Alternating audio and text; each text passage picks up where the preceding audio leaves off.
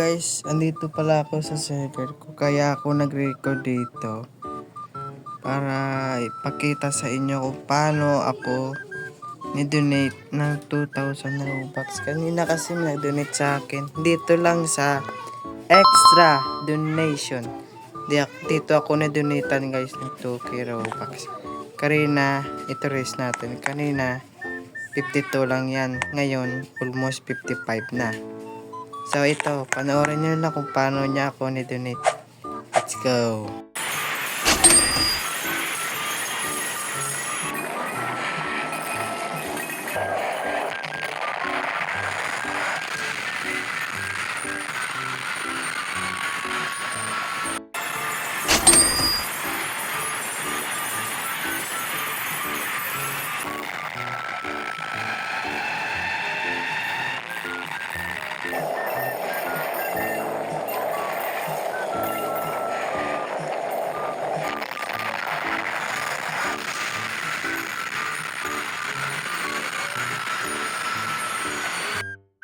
So yun guys, nakita nyo na kung paano ako na-donate ng 2,000 na Robux.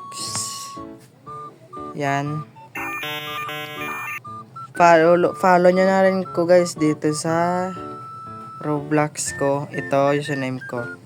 Tapos follow nyo na rin yung Facebook page ko. Ito rin. So yun lang guys. Dito nagtatapos yung video. Maraming salamat sa pagnonood.